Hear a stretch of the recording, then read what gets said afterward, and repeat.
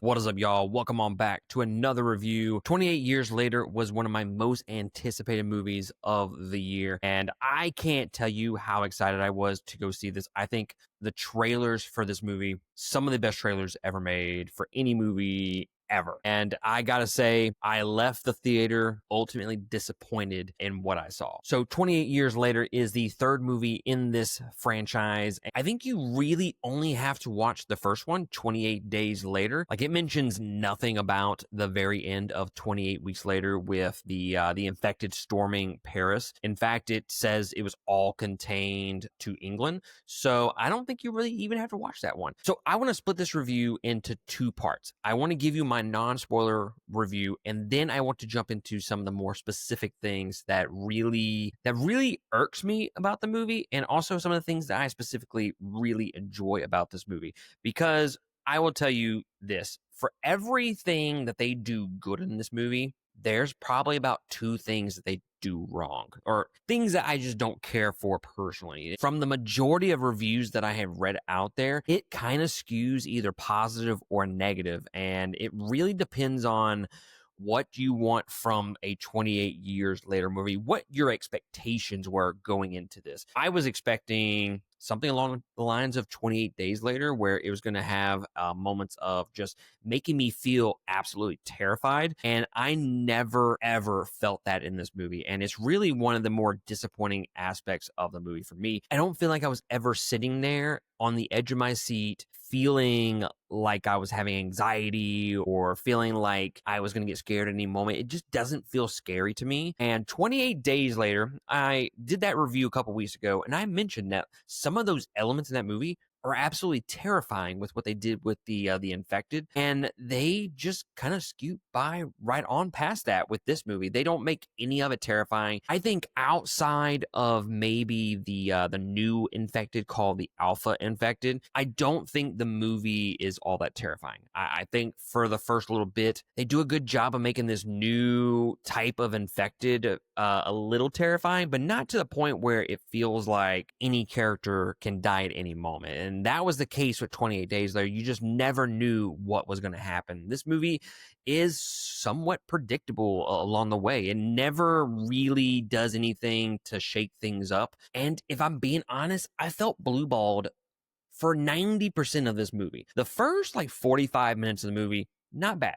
I really enjoyed the story that we have with this father and son, where they go out into the mainland and he is trying to get him to have his first couple kills as a man.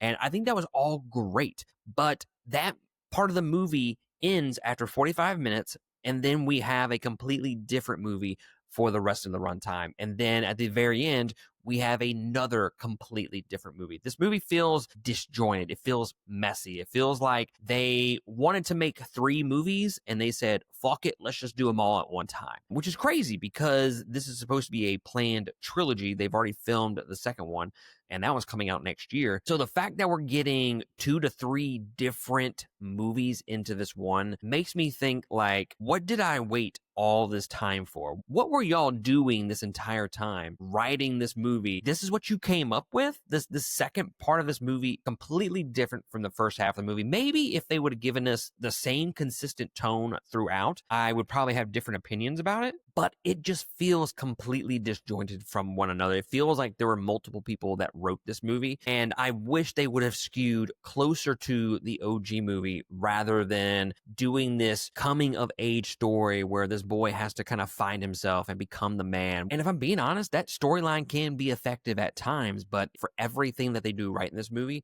they do 1 or 2 things wrong. I think Alfie Williams does a fantastic job in this movie. He's the one that plays Spike, the little kid. Most of the time, kid actors kind of suck. So it is great to see Alfie Williams have a very, very great performance. His entire performance is believable. I really did care for his character the entire time, and especially the father-son relationship going on there. There's a huge issue with that I don't want to mention right now in the non-spoiler section. I'm going to talk about that in just a second. But I think across the board, there are characters here that are good. It's just putting them all together didn't absolutely work for me. And a lot of that is attributed to the actual storyline of the movie. It's pretty basic as far as a story goes. Dad and son go out, they do their mission, they go back, and then mother and son go back out to look for a cure because she is sick. And that just, to me, it just feels very basic. It feels like we have seen this movie before. Now, there's one thing that everybody's going to be talking about, and I'll talk about it more specifically in just a minute. No spoilers right now. The ending is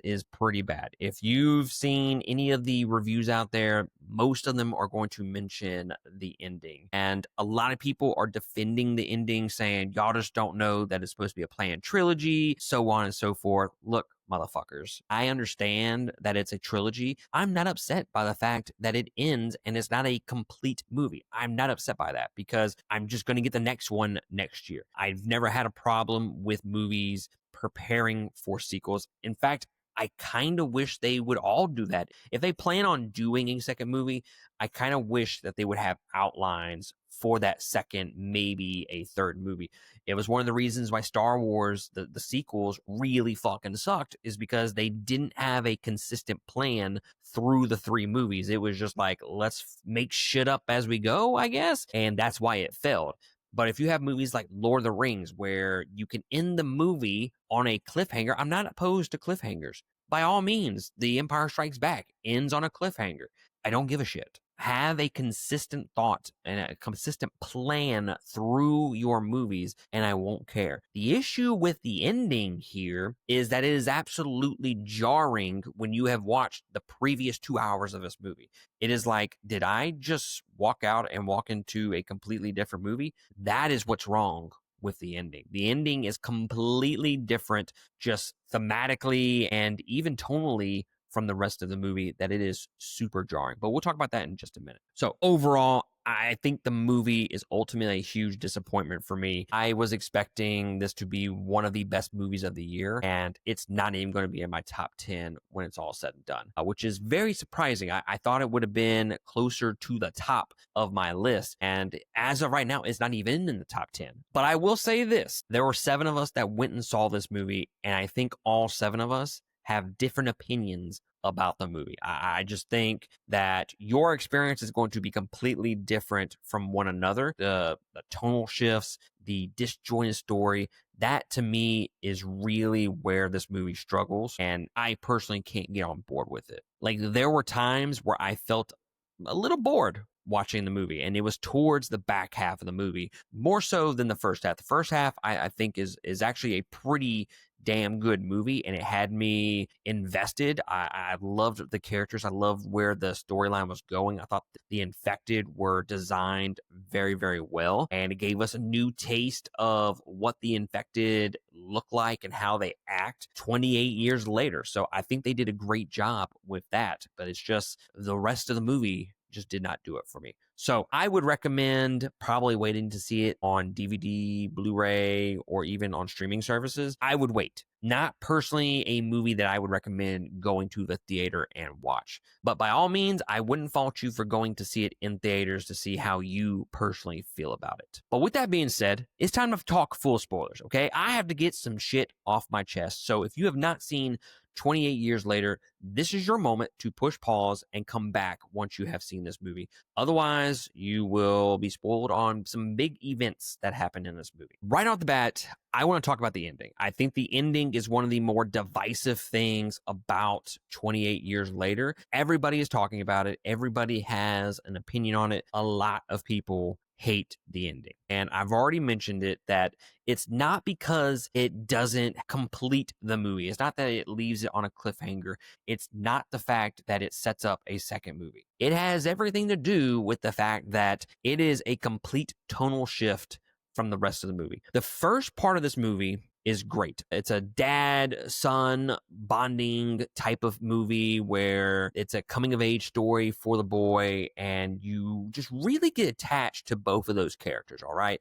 It's more serious in tone, and then the middle part of the movie is like, it almost feels like a Bridge to Terabithia style coming of age story. It feels very uplifting in a way, with Spike dealing with his mother dying and them finding out that she has cancer, and her and I don't remember the doctor's name. The doctor's name that played by Ray Fiennes. That part of the story is completely different than the first part of this movie. And that is really where the movie lost me. I think I was good up until the moment that he meets the doctor with his mom and he finds out that the mom potentially has cancer. And instead of like letting her go on, they just decide to fucking off her, which is crazy. And then they like burn her dead body and he takes the skull and kisses it, which is fucking creepy, by the way. But anyways, like that whole part is a complete tonal shift from the first part of the movie. Now put a little pin in that because we're going to come back to this whole little section. The last portion of this movie, when they start playing the theme song, you're like, okay, like, all right, like some shit's about to go down, right? And I'm fine with everything that happens up until the moment the fucking Power Rangers show up. And I had heard people talking about the Power Rangers being a thing at the very end of this movie, and I wasn't really prepared for what actually happened. So at the very beginning of the movie, we have Jimmy, who is in there with a bunch of his friends or whatever, and they're watching the Teletubbies. And then we fast forward. Like, not that great of an opening scene, if we're being completely honest. I was kind of let down by the opener. Like, say what you will about 28 weeks later, the opening to that movie was absolutely fantastic. The opening to 28 days later was absolutely fantastic. But the opening to this movie was just silly. And that is one of the huge issues that I have with the movie. It skews more silly than it does horror. And that is the problem with the ending of this movie. It's just super fucking silly. He's sitting there, he's about to get mauled down by some infected, and then we got the fucking Power Rangers showing up with fucking golf clubs, all in different colored tracksuits, and it is crazy, the tonal shift. It is so fucking jarring that it's not even funny. I remember leaning over to Carmen and just saying to her, what the fuck just happened? Did I just walk into a completely different movie? And it is just so jarring, the shift in tone from the fact that they're doing the theme song, which is usually when you hear the theme song, shit's about to go down, right? It just becomes nothing but camp. And we have the fucking Power Rangers on this little cliff and they go attack the fucking infected. And it's just, to me, it's just way too much of a tone shift. If they would have committed to that maybe the entire movie, then that's one thing. But the very end of this movie is completely different than what we got in the first 2 hours. And it just did not work for me whatsoever. It has nothing to do with the fact that it's setting up a second movie. I give no fucks about it needing to set up a second movie. That doesn't bother me whatsoever. It's the fact that the tone shift is so massive. It just swings in a completely different direction that it just doesn't make sense for the rest of the movie. And that seems to be a common theme with the rest of the movie. It's just they do one thing and it just makes no fucking sense in comparison to the rest of the movie. It is such a massive swing in a different direction. When he meets the doctor, the movie comes to a complete halt and it never really gains momentum from that point forward. Spike's dad, Aaron Taylor Johnson, who plays the dad, like, what the fuck happened to him at the middle of this movie? He just completely disappeared. He was in the very beginning of the movie, and then Spike decides to take his mom to the doctor. So we have another adventure going outside of the gates, and the dad just doesn't do anything. He doesn't go after them. They were gone for days. I would think a father figure who seemed to have cared a lot about his son.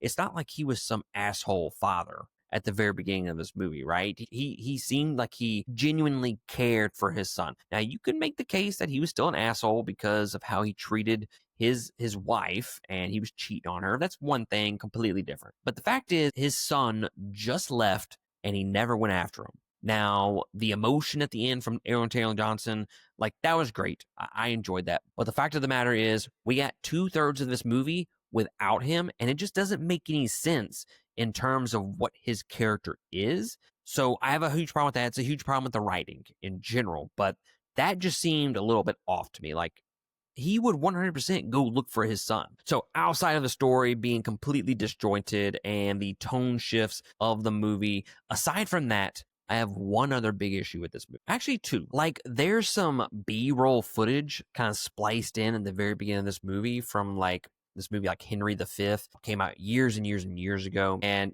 to me, again, I use the word jarring a lot, but that's what it is. It's playing repeatedly and it's clipped in. And to me, my initial reaction was, why the fuck do they keep showing this shit? Like, it doesn't make any sense in the context of what I'm seeing. And if it does, like, maybe they're connecting it to like some of the archery and some of the like, maybe they're going back to more the Middle Ages with how this civilization is growing, which is fine, but goddamn, like, how much of this shit are you going to show me over the course of the first half of this movie? Like, a little bit would be fine, but it's not just the B-roll footage that they throw in there. They throw in other types of random shit that makes no sense. And it just, to me, it just distracts you from what the movie is. And if there is like this overarching theme or reason for all that shit kind of being thrown into the movie, then I just don't understand it. I don't understand it. I wish I would have gotten more of a straight 28 Days Later horror film instead of this like art house style film that Danny Boyle ended up giving us. Now, if you have watched 28 Days Later, 28 Weeks Later, then you know there is chaotic editing in those movies where it's very hard to follow and see what happens. It's just so rapid. And that's kind of the staple of the series. There's not a ton of that in this movie. And I actually made a complaint about that in 28 Weeks Later, that it just seemed like they took it to level 10 and it was very hard to figure out what the fuck was going on in that movie. They kind of do a swing in the opposite direction here. I think the editing is not that great in this movie. So there's a train sequence where we have the alpha infected and he's running down the row. And it's, to me, it seems like the fast-paced cutting with the editing would have worked so much better here, but that's not what they did. It's just him running and they just keep the camera fixated on him and he's just running for an extended period of time. And it just cuts the tension of that scene that I just didn't feel like I was on the edge of my seat at all, because it was like, okay, when is he going to get there? When is the shit going to happen? He's just running down the train car and he's just never going to get there.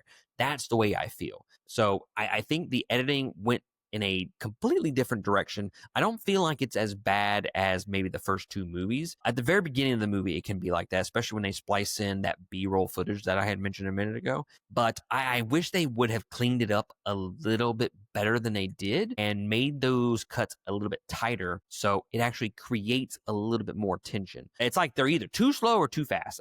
They can't fucking get it right. And speaking of the alpha infected, I like the designs of all the new infected, the blobs that are crawling on the ground, the fucking sound design with them like eating worms and stuff like that.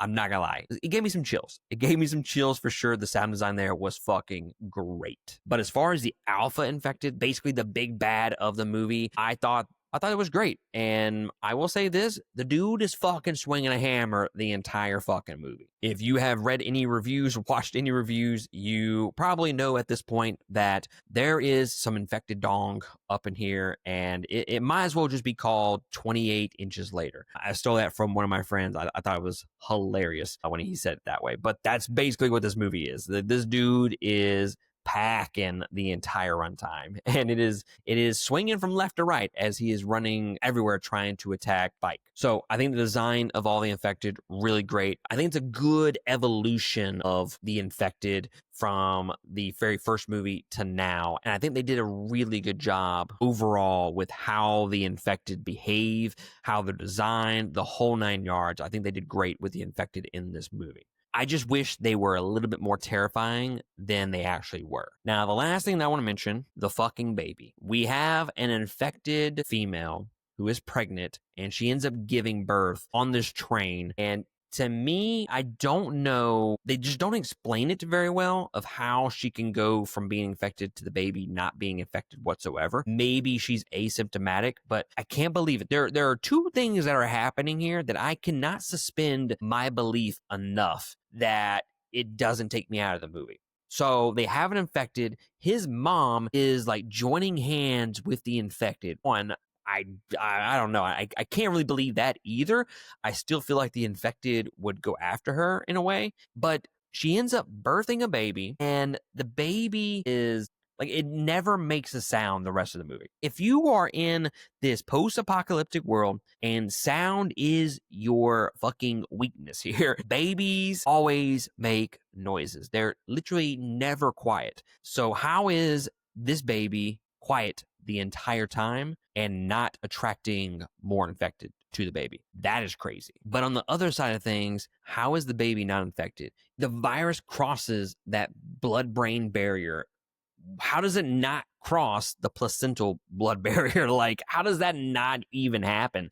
And the baby is completely fine. I was thinking that the baby was going to be infected, which would have been fucking cool. If we're being completely honest, if they would have made that baby infected, I would have been completely down with that. And the fact that they could have made it more of an emotional moment where like they're having trouble killing this baby that's infected. And I think that would have been great for the overall story. Where this goes from this point forward, I have no idea. I don't believe it enough. It takes me out of the movie completely with the fact that this infected mother gave birth to a non-infected baby. They didn't explain it whatsoever in the movie, so I don't know if we're going to get some explanation of that in the second movie.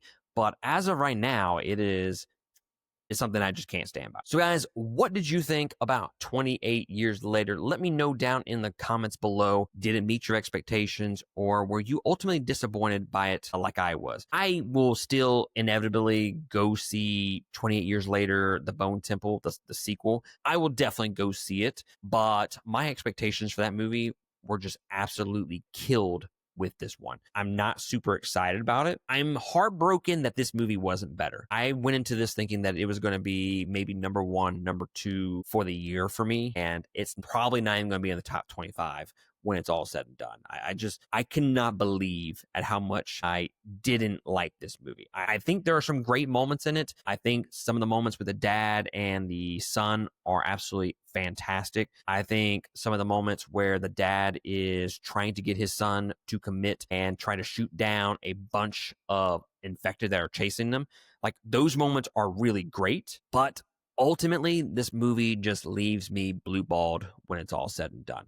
But like I said, let me know down in the comments below what you thought about the movie. Hit that like and subscribe button. Really helps us out. And with that being said, that's going to be it for me. I will catch y'all next time on the next review. Latest.